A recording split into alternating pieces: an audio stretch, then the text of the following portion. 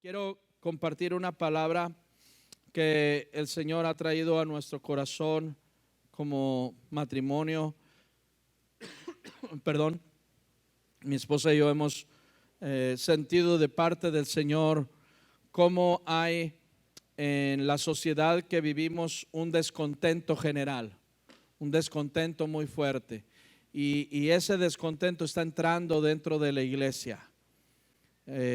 No es que nunca lo hayamos visto, pero ahora lo vemos más, ahora lo notamos más, lo olemos, lo percibimos más, de mil maneras se percibe ese descontento. Y hoy quiero tratar uno de los temas o subtemas del descontentamiento. ¿Cuántos se acuerdan que hace como 5 o 6 meses hablamos del tema del descontento? ¿Alguien se acuerda? No vinieron ese domingo, nadie vino. Bueno, se los quiero recordar, está un pequeño video de 5 minutos de aquella ocasión que hablamos del tema del descontentamiento y ahora vamos a continuar. Vamos a poner atención a las pantallas. Subimos el audio, por favor. Es un sentimiento que experimenta una persona hacia una situación o una persona o cosa que le produce desagrado o incomodidad. Y aparenta ser inofensivo, pero tiene el veneno para separar matrimonios, para romper amistades, para corroer sueños, para impedir el avance, para estropear planes, para disolver familias, destruir amistades y llevarnos a la ruina. ¿Qué poder tiene el descontento? Si no lo descubrimos y si no lo aprendemos a someter bajo la unción de Dios, el descontento tiene el poder para hacer grandes estragos en nuestra vida. ¿Cómo es que uno cae en esos sentimientos o en esos estados? Porque podemos darnos cuenta de cuántas personas descontentas hay en este día, ¿verdad? Con la casa. Estoy descontento con la casa. Estoy descontento con el salario, con el sueldo, con lo que gano, con mi patrón, con la educación. Precisamente. Número 1, las expectativas no cumplidas. Las expectativas no cumplidas. Todos nosotros esperamos algo, todos nosotros quisiéramos algo y a veces no se nos cumple como quisiéramos y entonces surge ese sentimiento. Santiago 4, 1 al 2 dice: ¿de dónde vienen las guerras? ¿Y los qué? Pleitos entre ustedes. ¿No es de sus pasiones las cuales combaten en sus miembros? Codician y no consiguen, matan y arden de envidia y no pueden alcanzar. Combaten y luchan, pero no tienen lo que desean, porque no lo piden a Dios, dice, porque no piden correctamente a Dios, sino que entran en esa vorágine, en ese frenesí de buscar, de querer encontrar, porque hay algo que está dentro de nosotros que se llama el descontento. Santiago dice que eso se produce por expectativas no satisfechas. Cuando nuestros planes no se concretan o cuando lo que estamos consiguiendo no está a la altura de nuestras demandas. La segunda fuente del descontento es el materialismo. El materialismo. Cada vez más estamos inmersos en ese mundo donde se nos dice qué es lo que nos va a hacer feliz, qué cosas nos van a hacer feliz. Algunos de ustedes pues que conocieron a su abuela y conocieron aquel mueble gigante, ¿verdad? Tan imponente que veíamos de niños y decía, ¿qué es esto? Es el ropero de la abuela, ¿no? Y resulta que ese mueble tú lo abrías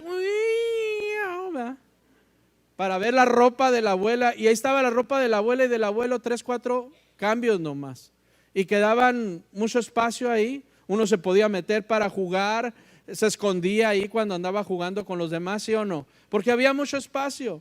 Y ahora, ¿cómo son los closets? Ahora el closet es una habitación extra de nuestra casa, ¿verdad? Es, ¿verdad? La habitación principal, la master bedroom, pues, con su closet ahí anexado, y uno quiere caminar por el closet, ¿no?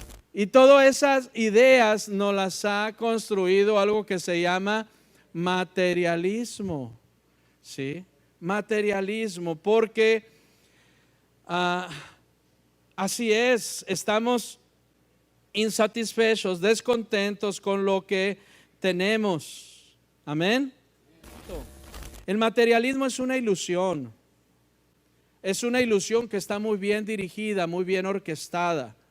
La industria de la mercadotecnia es muy grande y muy fuerte y se preparan para bombardear nuestros sentidos, nuestras mentes, de tal manera que nos hacen comprar cada clase de cosas que ni ocupas, pero está tan bien pensado que uno termina comprando, ¿verdad?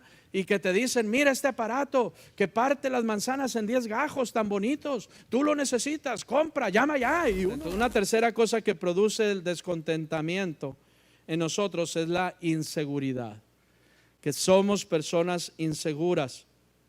Proverbios 14:30 dice, el corazón apacible es vida para el cuerpo, pero la envidia corroe los huesos. Sí. Nos enferma si nos dejamos ir. Si tenemos, todos nosotros tenemos inseguridades de una u de otra manera. El punto es que muchas veces nos dejan esas inseguridades, dejamos que nos ordenen y que nos conduzcan, que se vayan haciendo tan grande que nos arropen, nos abracen, nos rebasen. El que tiene una casa chica quiere una casa grande. El que tiene nariz pronunciada quiere una nariz más respingadita, ¿verdad? El que no tiene pelo quiere injertarse, pero no tiene dinero. Bueno, esa es otra cosa.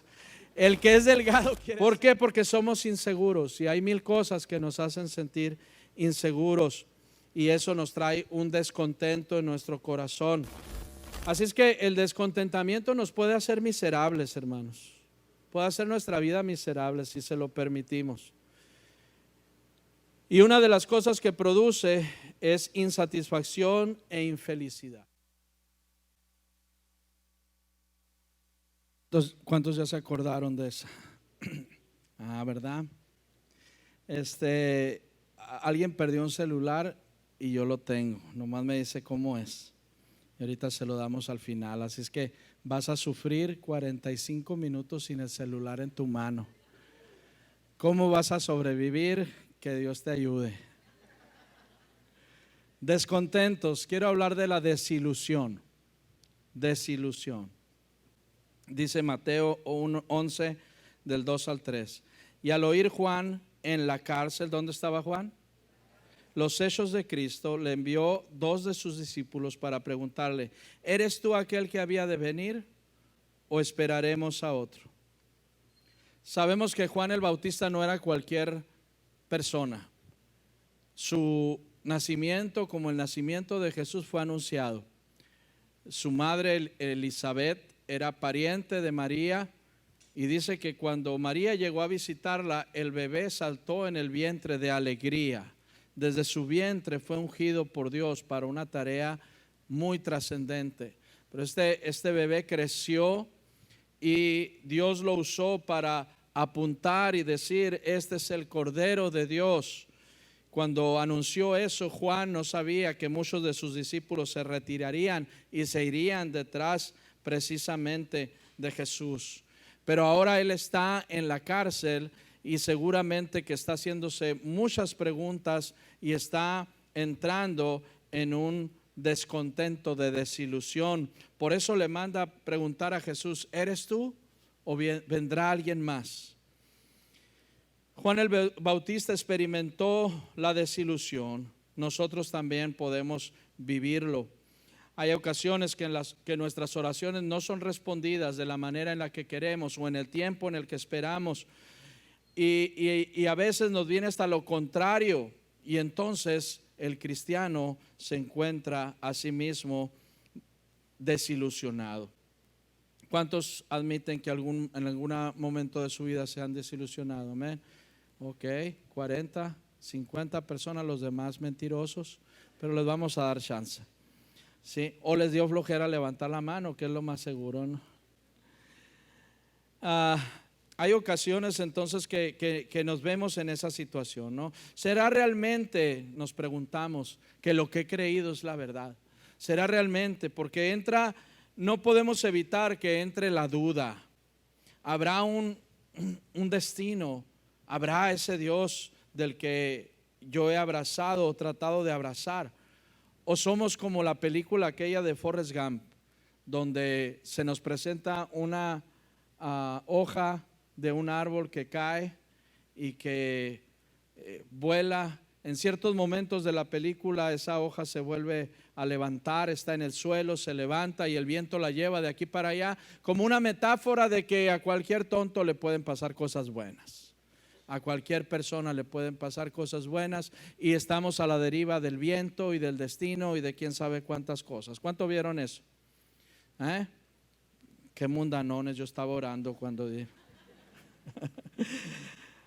Muchos de nosotros podemos estar enojados con Dios por días, meses o incluso años, desilusionados, porque Dios no nos respondió de la manera en la que queríamos. ¿Cuántos a lo mejor fuimos traicionados por un líder en alguna iglesia?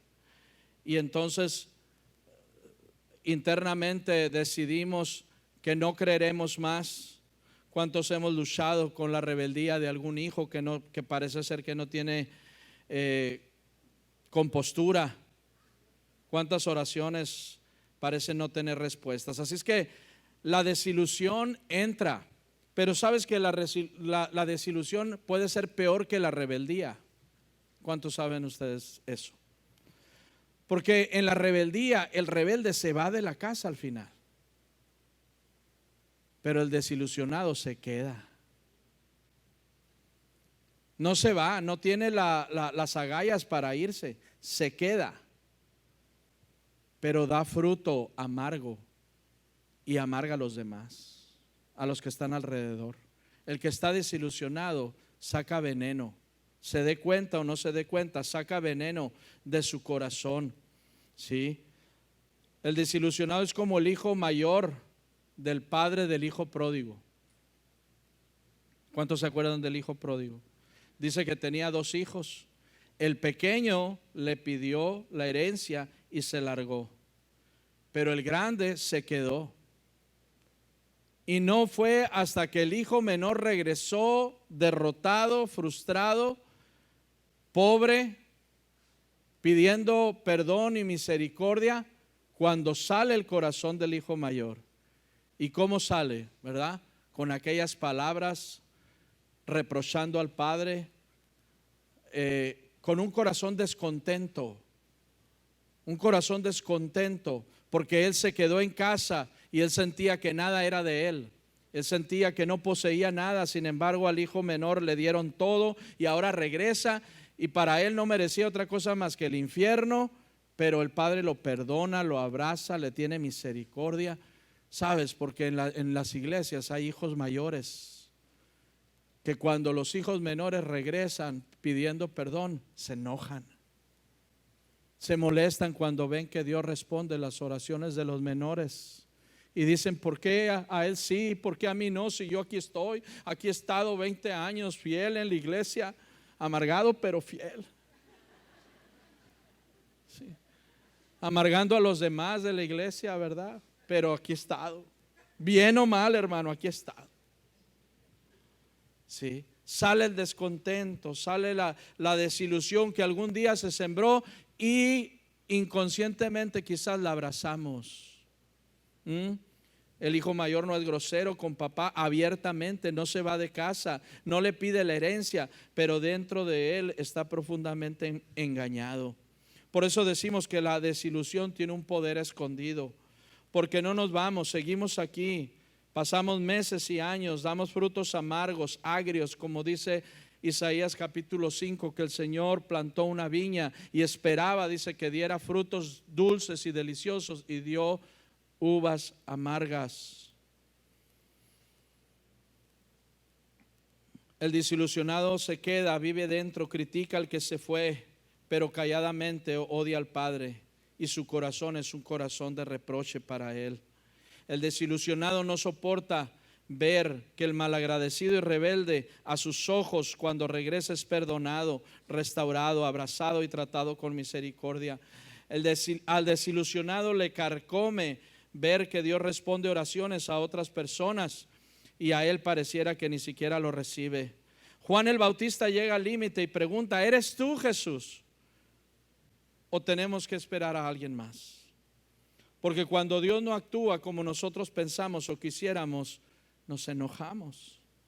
La cárcel nunca ha sido un lugar fácil de tolerar, ni en aquellos tiempos, menos, ni en estos tiempos, menos en aquellos. Así es que no juzguemos tan rápido a Juan, porque podemos pensar, ay, Juanito, ¿verdad? Sin embargo, seguramente solamente Dios y Él saben lo que estaban experimentando. Así es que con la grandeza de la fe y el carácter que tenía, se llenó de desilusión, y la desilusión trajo duda. El que se desilusiona de Dios empieza a dudar de Dios. Lucas 24, voy a leer este relato un poquito largo, espero que nadie se me duerma. Le doy permiso para usar el codo de una manera santa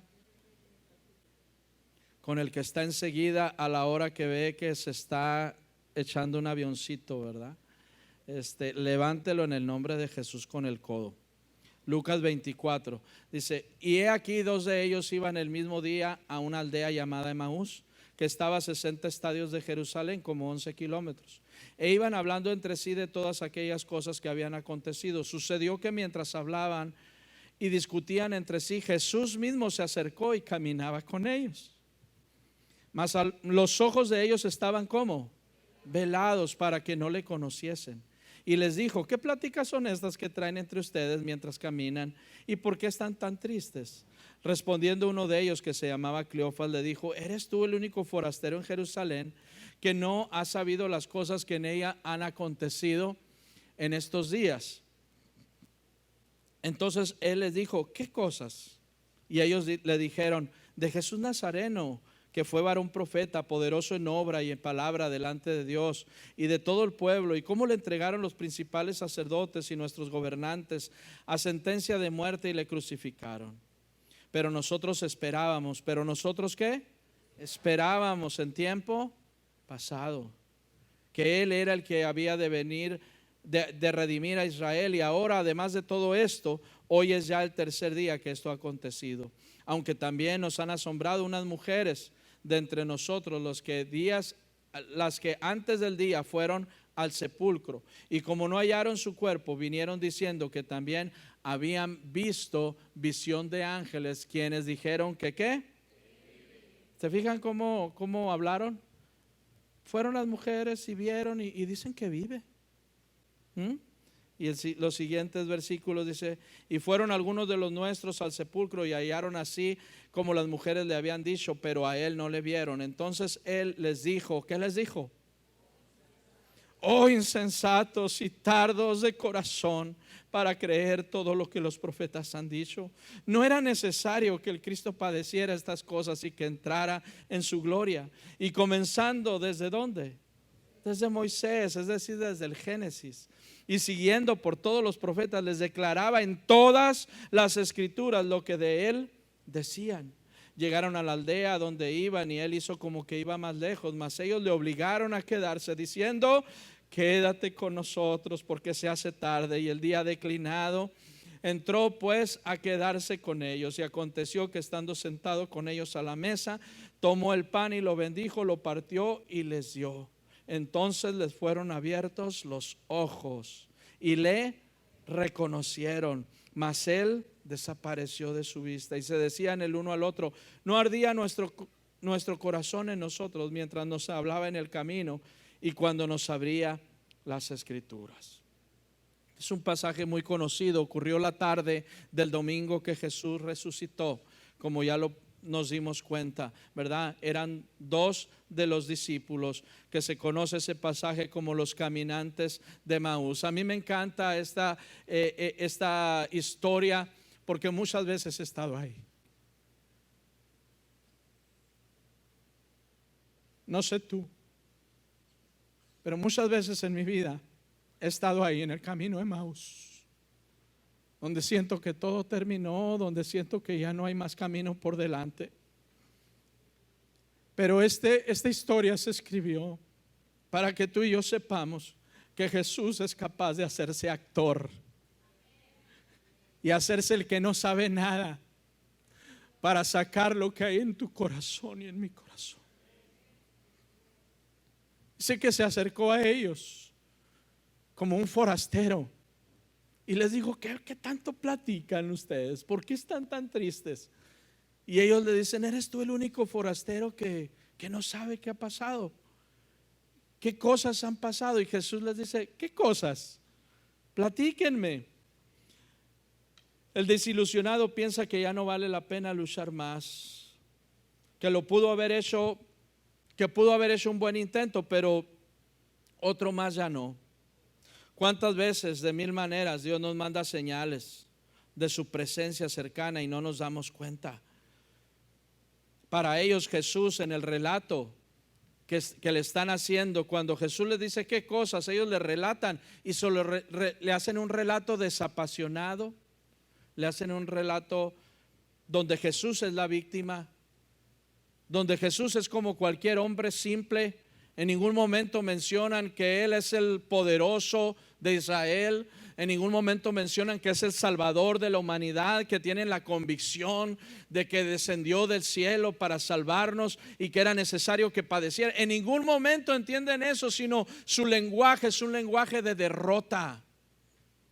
Y así es para la persona que se desilusiona. Empieza a hablar derrota, tristeza. ¿Cómo estás? Pues ay. ¿Cómo te va? Pues ay, mero. ¿Cómo vas? Pues voy. Y un lenguaje tan lastimero, ¿verdad? No le puedes sacar algo optimista, porque siempre nomás ahí pasándola. ¿Cómo estás pasándola? ¿Y cómo te va? Aguantando el calor. Y todo es negativo, porque no hay nada que resaltar de bueno, de positivo. Y la desilusión nos arrastra a la incredulidad, nos arrastra a la duda y nos arrastra a perder la esperanza. Porque ellos dijeron, nosotros esperábamos que Él era el que había de salvarnos. Perdieron la esperanza. Así es la desilusión. Cuando nosotros no hemos recibido lo que de Dios esperábamos o la manera en la que de Dios esperábamos su respuesta, muchos de nosotros nos desilusionamos de Dios y nos llenamos de duda, de incredulidad, de desesperanza. Está comprobado científicamente que personas sin esperanza son mucho más vulnerables a cualquier cosa. El doctor Viktor Frankl, que hemos citado algunas veces aquí desde este púlpito, fue un psiquiatra judío que sobrevivió al holocausto de Hitler, y él relata que estando en esos campos, él decidió sobrevivir. Él dijo, yo voy a sobrevivir, pero trató de encontrar en todo aquello que estaba viviendo la respuesta, ¿cómo voy a sobrevivir? Y se dio cuenta que las personas que perdían la esperanza antes de que los metieran siquiera a las cámaras de gas, ellos morían en sus camas porque perdían la esperanza. Qué peligroso es dejar y abrazar la desilusión en nuestro corazón, porque no nos damos cuenta cómo somos llevados, arrastrados hacia otros estados que no pensábamos nunca llegar. ¿Qué pasa si alguien pierde la esperanza? Se regresa a Emaús. Emaús representa mi vida anterior a conocer a Cristo. Pierdo la esperanza, me voy, me regreso a como estaba antes. ¿Cuántas veces no hemos dicho, verdad? No, hermano, estaba mejor antes de conocer a Cristo que ahora. Qué tremendas esas palabras que salen a veces por nuestra boca. Puede tener a Jesús a un lado, la persona desilusionada puede tener a Jesús a un lado, pero no lo ve ni se da cuenta porque sus ojos están velados. ¿Cuántos de nosotros quizás hemos perdido la confianza y hemos dudado y hemos pensado que el Señor no está, pero Él está ahí hablándote? Lo que pasa es que no te das cuenta. Él está ahí acompañándote. Lo que pasa es que no lo puedes mirar, no lo puedes sentir. Te has ido en el sentido contrario hacia donde Dios va. El desilusionado piensa que ya no vale la pena luchar más. ¿Cuántas veces, de mil maneras, Dios nos manda señales de su presencia cercana, pero no las vemos? A través de las estrellas, a través del sol, a través del mar, a través del viento, a través de una llamada, a través de un mensaje, a través de una persona, a través de una predicación o de un libro. Dios te dice, estoy contigo, pero no puede ver porque sus ojos están velados. La desilusión nos hace perder la pasión. ¿Cuántas cosas? ¿Sí? El desapasionado comienza a vivir como un autómata. Existe, huele, ve, toca, pero nada le atrae, nada le gusta, es inmanente. ¿Qué significa inmanente? Parece que no tiene sentimientos, emociones, con ganas de agarrar un alfiler, ¿verdad? Y pincharle por ahí a ver si de perdida se sobresalta, ¿sí? Porque ha perdido la capacidad ni siquiera de sonreír y tampoco de llorar. El que vive sin pasión es como alguien muerto por dentro. Y ese desapasionamiento nos lleva a algo peor que se llama indiferencia. El indiferente no se siente parte de nada. ¿Y sabes qué es lo peor? No quiere sentirse. No quiere sentirse parte de nada. Ha caído en un estado casi vegetal, donde ahí va a estar y ahí lo vas a encontrar, pero realmente no produce nada bueno. Cae en desilusión y tarde o temprano su pasión muere, se vuelve indiferente. Sabes que hay un discurso que el Señor inspiró al profeta Jeremías para hablarle al pueblo en contra de la indiferencia. Precisamente voy a permitirme leer algunos de estos versículos en el discurso que dio el profeta Jeremías. Dice: oh Jehová, los azotaste y no les dolió. Qué tremendo es eso, ¿no? Qué tremendo es eso, que te den un azote y no sienta uno nada. Los consumiste, dice, y no quisieron recibir corrección. Endurecieron sus rostros más que la piedra, no quisieron arrepentirse. Qué tremendo, cómo va en decadencia hacia abajo. La persona que abraza la desilusión entra en incredulidad, entra en duda, entra en indiferencia y llega a un punto donde solamente es una persona más que existe, pero no cuenta para Dios prácticamente. No se arrepiente ni siente nada, no les duele el dolor. No les duele que el mundo se esté partiendo en pedazos. Dice: no, que vaya otro, que hable otro. Yo no tengo tiempo, no tengo ganas y no me importa. Y a lo mejor no lo decimos con la boca, pero lo decimos con las acciones. Sí. Qué tremendo es este mensaje. Y luego dice el 21 del capítulo 5: oigan esto, pueblo necio e insensible. Ustedes tienen ojos que no ven y oídos que no oyen. Y esto me recuerda perfectamente a ti y a mí el Salmo 115. ¿Se acuerdan? Los ídolos de ellos son de piedra, de madera, de roca. Tienen ojos y no ven. Tienen manos y no palpan. Tienen oídos y no oyen. Boca tienen y no hablan. Tienen narices, dice, así dice, y no huelen. Sí. Tienen pies y no caminan. Así se volvió el pueblo, insensible. Insensible. Exactamente como si fuera una estatua, dice, ¿no? O un monumento. Como si fuera un ser inanimado. Qué triste, ¿verdad? Y todo empezó, ¿por qué? Por abrazar. ¿De qué estamos hablando? La desilusión. La desilusión. Otra parte de este discurso de Jeremías: ¿a quién hablaré y amonestaré para que oigan? He aquí que sus oídos son incircuncisos. Quien no sabe qué es eso, lo busca, por favor. Y no pueden escuchar. He aquí que la palabra de Jehová les es cosa que y no la aman. ¿Puedes sentir el dolor de Dios aquí? Porque sabes una cosa, Dios y su palabra es lo mismo. No puedes separar a Dios de su palabra.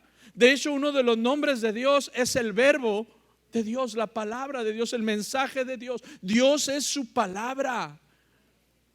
Entonces no podemos decir, sí, yo amo a Dios, y no amar su palabra.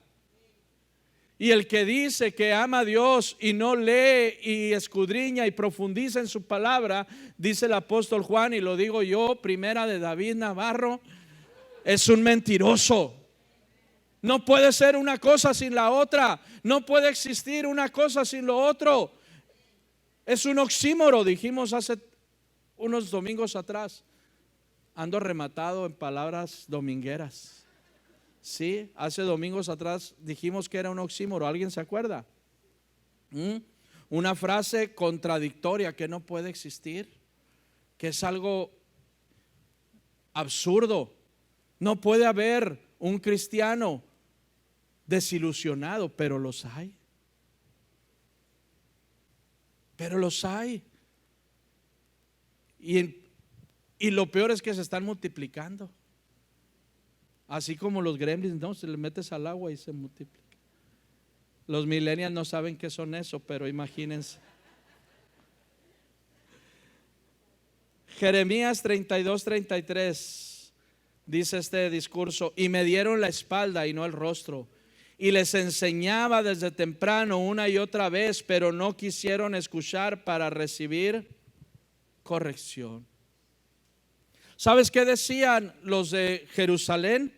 Cuando Jeremías les hablaba y les decía: el Señor viene, arrepiéntanse, el Señor está mandando a los babilonios para que destruyan la ciudad, arrepiéntanse. ¿Sabe qué decían los de Jerusalén?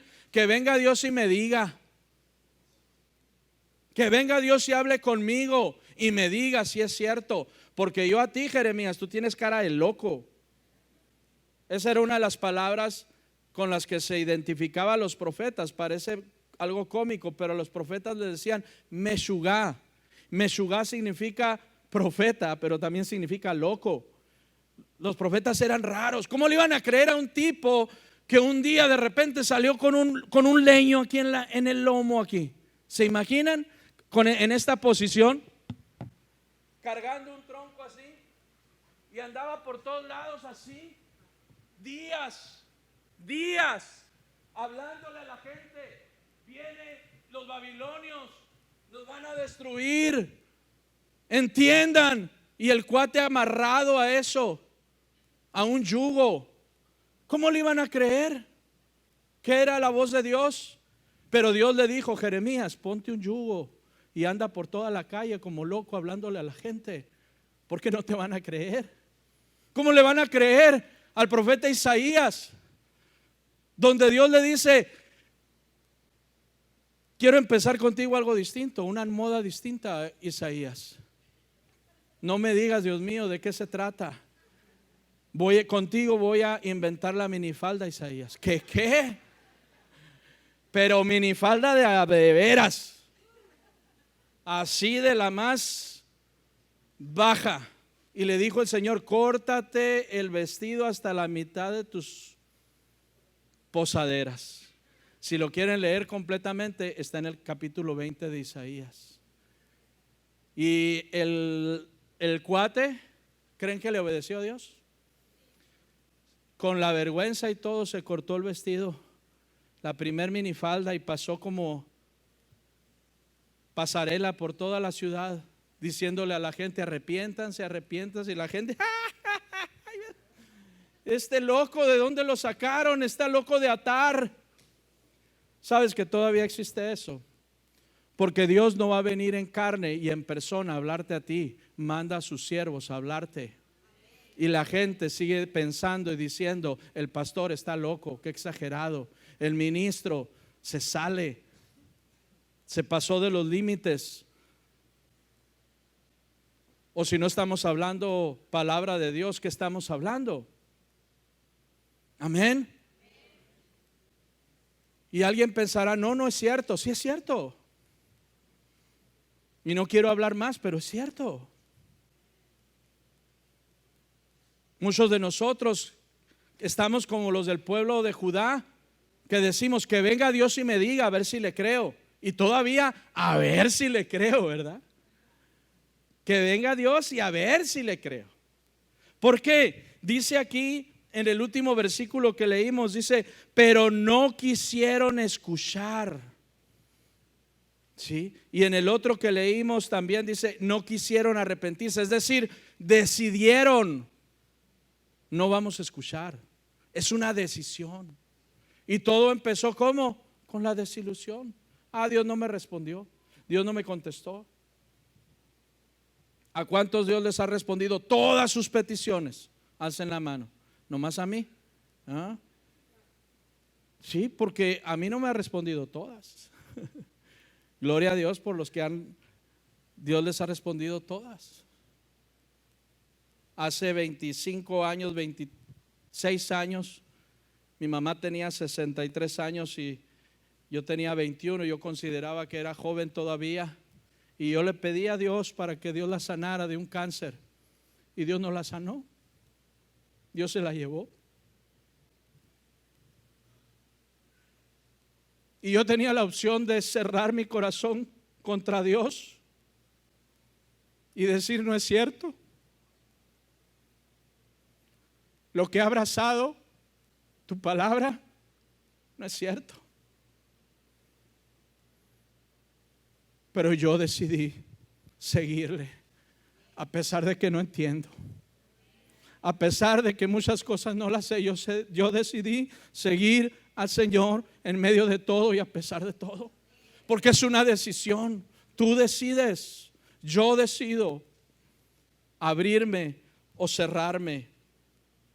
Amén. Entonces, la desilusión nos enceguece la visión. Cuando uno está desilusionado, no hay cosa que nos levante. Ellos comentaron, fíjate que ahorita que me acuerdo, algunas mujeres vinieron con el chisme. Y tú sabes cómo son las mujeres, ¿verdad? Que no se les puede creer todo. Y pues dijeron que en la mañana que se abrió la tumba. Pues hubo un terremoto, ¿verdad? Y pues yo digo que el terremoto quitó la piedra. Pues pero pues es de eso a que haya resucitado. Ellos le estaban diciendo al que resucitó. O sea, ¿cómo lo explico eso? ¿Cómo lo entiende uno? Pues yo imagino que Jesús estaba por dentro, ¿verdad? ¿Cómo les digo? ¿Cómo les explico esto? Sí. Porque cuando uno está desilusionado, nada te levanta. Oyes algo y verdad y verá lo que ocurrió ahora en la iglesia. El Señor hizo esto, el Señor hizo este milagro. Cuando yo estaba hace 300 años también pasó algo así, ¿verdad? Y nada nos levanta, somos inmanentes. Mientras que otros están, ¿verdad? Llenos de gozo y de alegría, como si nada. Cuando uno abraza la desilusión, Jesús le tuvo que decir, qué necios son ustedes. ¿Cuántos saben que Jesús es directo? Jesús les dijo, qué necios son, qué insensatos. No pueden creerles. Ahorita lo acabamos de leer, no pueden creer. ¿Saben por qué? Porque lo último a donde nos lleva la desilusión es dureza del corazón. El corazón se endurece porque nosotros lo endurecemos. Dice Hebreos capítulo 4, si oyen hoy su voz, no endurezcan su corazón como lo hicieron sus padres en Meriba. Es decir, que nosotros podemos endurecer el corazón o abrir el corazón. Pero si uno se desilusiona, deja que entre la duda, viene la incredulidad, viene la desesperanza y viene todo eso que hemos mencionado, la indiferencia, el desapasionamiento, y terminamos con un corazón duro, un corazón que ya no quiere saber, un corazón que ya no le importa saber. Ya no le importa. Eso sí, viene a la iglesia porque no se va. Viene a la iglesia pero con un corazón duro. Y la palabra dice, trata de entrar y ¿qué sucede? No puede. Porque estos son, dijo Jesús, los que estaban junto al camino. La tierra estaba dura y no pudo entrar. Pero ¿qué debemos de hacer entonces? ¿Está hablando el Señor ahora? Porque yo sé que no es muy, como dije la otra vez, no es una palabra muy amenera. Nadie dice amén. Pero ¿está hablando el Señor o no? ¿Qué debemos de hacer? Número uno, reconoce tu incredulidad. Reconoce que has permitido estar desilusionado. Sabes que algunos prefieren vivir con el dolor de una desilusión que volver a abrirse para quizás volverse a desilusionar. Es como el joven o la joven que tienen un novio, el novio los traiciona y cierran el corazón y dicen como aquel profeta mexicano: no me vuelvo a enamorar. ¿Ah? ¿Por qué? Cierran el corazón. Sí. Porque una vez alguien los lastimó. Piensan que los 3.500 millones de hombres que hay en el mundo son igual que ese desgraciado que te destruyó el corazón. Y entonces ya no queremos. Y algo similar sucede con Dios. Dios me falló una vez, Dios me falló quizás 2 veces. Según nosotros, Dios nos falló, porque Él nunca falla. Te tengo noticias: Él nunca falla. Tú y yo lo vemos como una falla, pero Él nunca falla. Y un día dice la palabra que vamos a ver claramente, porque le veremos tal y como Él es. Y entonces vamos a darnos cuenta cuando volteemos para atrás en nuestra vida y vamos a decir: con razón, ahora entiendo por qué esta vez, Señor, tú me dijiste que no cuando yo quería un sí. Ahora lo entiendo, pero ahorita no lo entendemos. Si entendiéramos todo, no se necesitara la fe. ¿Alguien me escuchó? Si entendiéramos todo, la fe no sería necesaria. Para eso es la fe, porque no entendemos todo. Amén. Número uno, ¿qué debemos de hacer? Reconocer nuestra incredulidad, nuestra desilusión, confesarla delante de Dios. Y número dos, regresar a las Escrituras. Regresar a las Escrituras. Dice que cuando Jesús escuchó lo que ellos decían, dice que les empezó a hablar las Escrituras.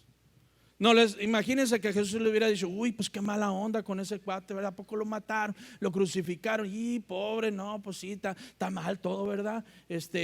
México está cada vez peor, ¿no? Ya ven cómo están las cosas y agarrar rumbo, ¿no? Porque muchos cristianos así somos, ¿no?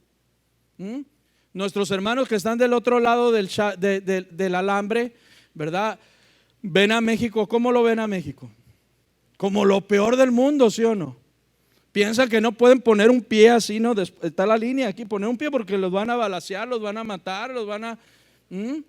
porque oyen puras cosas, ¿no? Telemundo, Univisión. Aquí está Manuel. ¿Sí o no, Manuel? Y todo lo que esas televisoras y medios les enseñan. Sí. Jesús los llevó a las Escrituras. Jesús no se puso a divagar y a hablar de nada. Los llevó, dice, desde Moisés, desde el Génesis. Les empezó a decir: era necesario que esto pasara. No se dan cuenta, cabezones. Todo esto tenía que pasar. Estaba escrito. Y los llevó a que entendieran todo eso. Y poco a poco ellos fueron abriendo su entendimiento. Debemos de reconocer a profundidad que la Biblia no es una colección de mitos y cuentos hebreos. Es la palabra de Dios.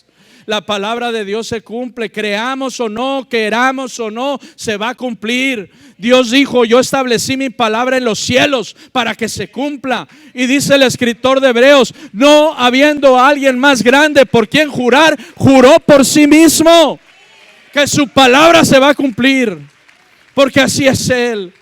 Su palabra se va a cumplir. Amén.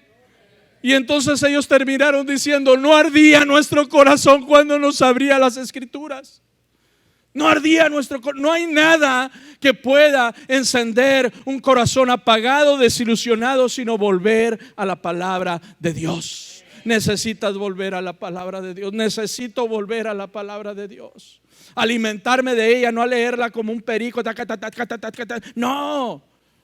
alimentarme de cada versículo que el Señor me hable, verla como un espejo, lo que le ocurrió a José, lo que le ocurrió a Jacob, lo que le ocurrió a los reyes, lo que le ocurrió a los jueces, es para mí, me puede ocurrir a mí. Dios me está advirtiendo a mí, me está llamando a mí, me está diciendo a mí, me lo como y viene a ser parte de mi vida como lo que me como por la boca. Amén. No hay nada que pueda encender un alma apagada sino la palabra de Dios. Es bueno consumir prédicas y les invito. Hay un canal en YouTube que se llama Pan de Vida. Búsquenlo. Hay más de 25 predicaciones como la que vimos ahorita al principio. Óiganme y oigan a otros siervos, claro que sí. Pero consumir predicaciones, oyéndolos a través de la tecnología y todo eso, qué bueno que lo podamos tener, qué bueno que podamos cantar con los artistas cristianos y gozarnos en la presencia de Dios, pero nada sustituye a la palabra de Dios. Nada absolutamente sustituye a la palabra de Dios. Tenemos que conectarnos con Dios a través de su palabra. Número 3, ¿qué debemos de hacer? Regresar a la comunión de su presencia. Sabes que la cena en el pueblo judío, en el pueblo del Medio Oriente, es un momento de mucha intimidad. La cena era donde toda la familia se reunía y abría el corazón y compartía lo que estaba pasando. Ahí no se valía tener el celular prendido. Ahí no se valía estar, ¿verdad?, cada quien con una mano el tenedor y en otra mano no. Ahí todo el mundo tenía que hablar. Y tenía que hablar de lo que pasó en el día, de lo que le preocupa, de lo que trae en su corazón. Tenía que hablar. Por eso no cualquier persona se invitaba a una cena. La cena es algo íntimo. Eso significa que cuando ellos entraron y le dijeron: Jesús, no te vayas, quédate, queremos tu presencia, que aún no sabían que era Jesús, quédate con nosotros. Lo invitaron a cenar. Dice que cuando partió el pan, dio gracias, sus ojos se abrieron y se dieron cuenta que era Jesús. Pero al mismo momento Él se desapareció de sus vistas. Así es que la desilusión te hace creer que Dios te ha abandonado, pero este relato nos hace entender que Jesús te busca en el camino de la desilusión y te encuentra. Dios va detrás de ti. Su amor nos persigue. Y sabes, algunos hemos malentendido su amor. Pensamos que su amor nos alcanza y nos llega para decirnos: estás muy bien, mijito, sigue viviendo así de desastroso como eres, así de pecador, así de marrano y todo, sigue viviendo así. No, el amor de Dios no es así. El amor de Dios nos encuentra para cambiarnos, para llevarnos a limpieza, para llevarnos a santidad, para llevarnos al cielo. Y ninguna cosa inmunda, dice la palabra de Dios, entrará a la gloria. Ninguna cosa inmunda. Por eso Él nos quiere limpiar. No malentendamos. La gente del mundo piensa que ámame así como soy. Let it be, decían los virus, ¿verdad? Déjalo ser así como es, déjalo. Ámalo así. Y hay una clase de amor que se da a esas personas, pero no es la clase del amor de Dios. El amor de Dios nos alcanza para transformarnos, para no dejarnos ser como somos. Él quiere que seamos distintos. Amén. Aleluya.